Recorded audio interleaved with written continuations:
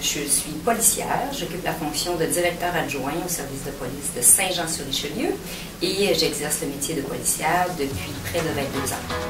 En terminant mes études secondaires, j'ai appliqué une première fois en technique policière, je n'avais pas été pris. Donc, j'ai fait une année de plus en sciences humaines au cégep de Trois-Rivières, puis c'est vraiment le métier que je voulais faire.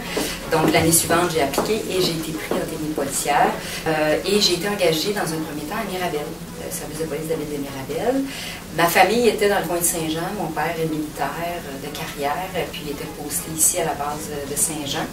Donc, j'ai décidé d'appliquer à Saint-Jean et j'ai été prise, bien heureuse.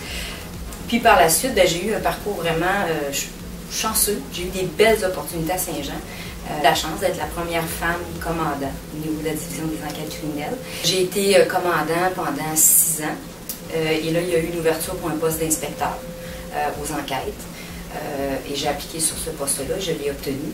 Alors, je me retrouvais par le fait même d'être la première femme inspecteur aux enquêtes au service de police. Fonction que j'ai occupée pendant 2 ans. Fait que ça m'amenait grosso modo à un passage de 10 ans aux enquêtes. Puis en 2018, ben, mon directeur avait des projets pour moi. Donc il voulait que je reprenne la direction de la patrouille gendarmerie. Là aussi, c'était la première fois qu'une femme prenait les rênes de la division patrouille gendarmerie. Défi que j'ai relevé aussi, déstabilisant parce que ça faisait près de 10 ans que j'étais assez confortable au niveau des enquêtes. Mais encore là, c'était un autre défi. Puis je me suis dit, un défi, pourquoi pas le relever? Puis ça a été un superbe, de beau mandat pendant 2 ans. Et fort de ces deux années-là à la gendarmerie, un poste de directeur adjoint qui s'est ouvert dans l'organisation. J'ai postulé, puis j'ai obtenu cette belle promotion-là, étant aussi là, la première femme directeur adjoint au service de police.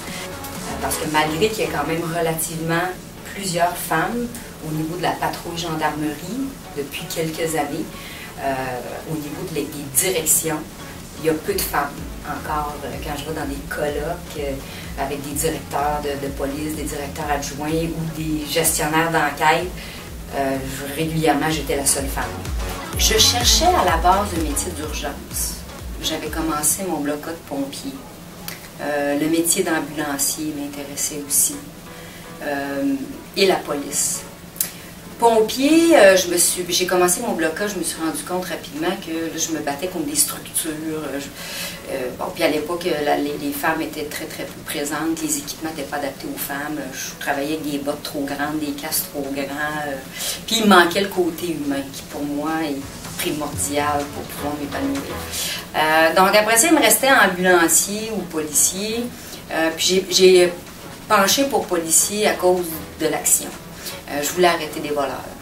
Je voulais aussi pouvoir faire une différence dans la vie des gens qui m'entourent parce que j'avais un pouvoir d'action.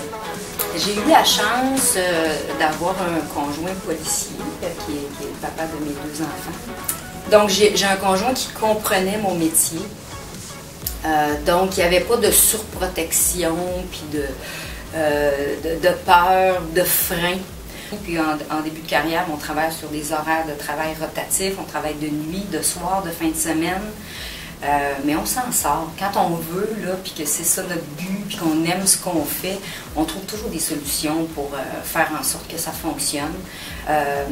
Puis j'ai pas eu de grosses embûches parce que j'ai pas laissé d'embûches se poser devant moi. J'ai décidé que c'est ce que je voulais faire. Je me suis jamais considérée comme quelqu'un de carriériste. Mais j'ai jamais levé le nez sur une opportunité. Puis je me suis toujours dit, ben je vais l'essayer, je vais voir si ça fonctionne.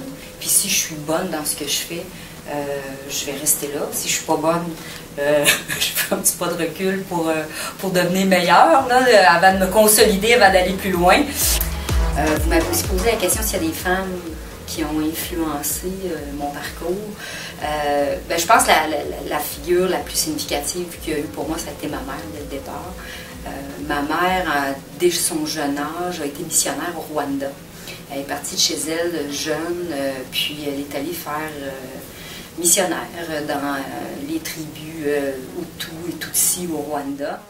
Déjà, jeune, je savais que je pouvais faire n'importe quoi. Tu sais, ma mère est allée en Afrique, donc je pouvais certainement faire des grandes choses. Puis il y a eu des figures, j'ai eu mes deux sœurs qui ont été inspirantes pour moi. On a un an de différence chacune. J'ai une sœur qui est médecin, j'ai une sœur qui est en comptabilité. J'ai eu des sœurs fonceuses qui ont bien réussi, qui ont été des beaux modèles pour moi. Relativement jeune, j'ai 43 ans, je vais me dire que je suis jeune. Puis j'ai quand même accédé à des fonctions supérieures rapidement dans les dernières années. Puis j'ai un certain désir de stabilité pour les prochaines années. Parce que je ne veux pas avoir des grades pour avoir des grades, des promotions pour avoir des promotions. Ça prend la bonne personne à la bonne place. Puis j'ai besoin de me consolider là, dans mon rôle de directeur adjoint. C'est une toute nouvelle fonction pour moi. Ça fait 1 an que je suis dans cette fonction-là. Je veux terminer ma maîtrise. J'ai commencé une maîtrise en management en sécurité publique. Il me reste mon mémoire à faire. Il me reste encore minimalement 10 ans à travailler dans la police. Puis rien ne sert de précipiter les choses. Puis si je suis jamais directeur, c'est correct aussi.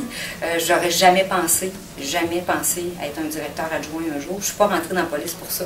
Je suis rentrée dans la police parce que je voulais faire de la police, puis la vie m'a amenée là. Puis si je termine ma carrière comme directeur adjoint, ça sera ça.